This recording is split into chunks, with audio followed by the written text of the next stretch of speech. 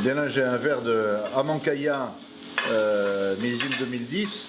Donc là, on est en Argentine. C'est le deuxième vin de Caro, l'association Catena Rothschild, qui a donné un nom fameux. Et donc là, on est sur le deuxième vin, un assemblage de Cabernet Sauvignon et de Malbec, avec une dominante de Malbec.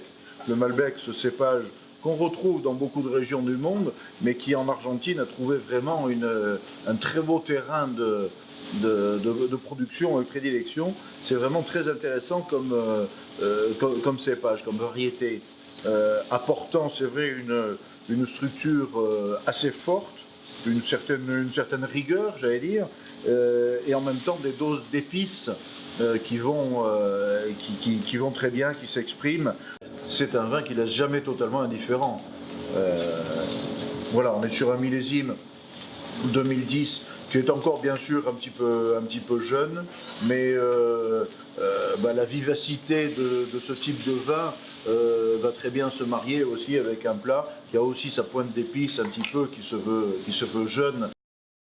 Donc, pour en revenir à notre selle d'agneau, plus précisément la demi-selle d'agneau, puisqu'on a coupé notre selle en deux.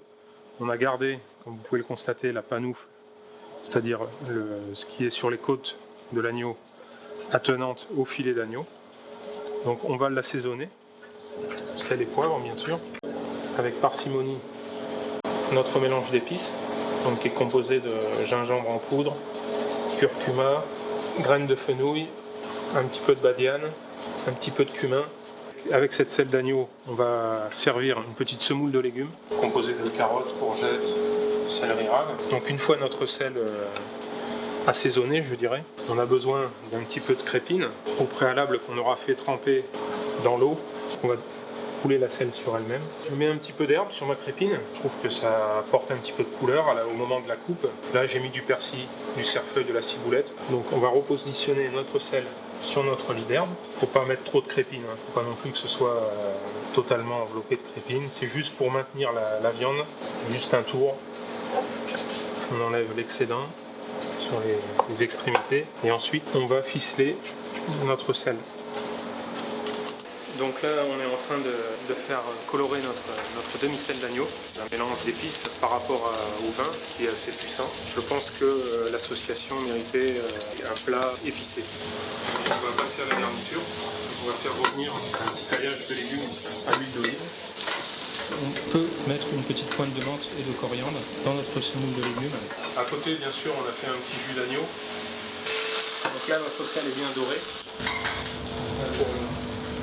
Voici notre demi-selle d'agneau. Et là, on commence à avoir des odeurs qui viennent. Bien, écoutez, on a assisté à toute la préparation et cette composition fabuleuse, toute la note d'épices dont on a parlé tout à l'heure, qui est extrêmement discrète. On l'a déjà dégusté et on a vu justement qu'il y avait un très bon mariage de tous les éléments. Il y a une fraîcheur dans ce plat, probablement due, c'est vrai, avec votre enrobage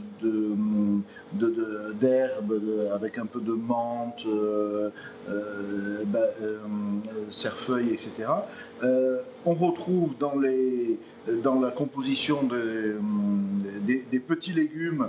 Alors je me posais une question, savoir sur les temps de cuisson, mais en fait ça va tout bien ensemble parce que c'est une cuisson très très rapide où on a ce croquant de tous les légumes qui ressort bien. Avec un vin qui lui aussi a sa personnalité de jeunesse, c'est un fait, de tous les éléments qui composent le vin, qui sont, on ne peut pas dire pas totalement mariés peut-être, il y a des éléments qui ressortent l'un de l'autre. Il y a un élément de fraîcheur qui ressort aussi dans ce vin, de structure en même temps assez bien marquée, qui se marie très bien aussi avec la petite sauce épicée que vous appelez sauce forte d'une manière générale et qui marche bien, qui montre bien justement sa force. Bravo, on a un très bel équilibre. Alors dans le choix des vins, on a choisi Amancaya. On aurait pu partir sur d'autres vins, on a dans la gamme Caro, on a Aruma. On pourrait essayer aussi avec d'autres vins, d'autres régions du monde. Il y aura certainement des équilibres qui peuvent être amusants. Je crois que d'une manière générale, il ne faut pas être fixé, obnubilé par une idée. Il faut essayer d'avoir les yeux et les papilles ouvertes pour trouver les meilleurs équilibres possibles. Et surtout, ceux qui font le plus plaisir.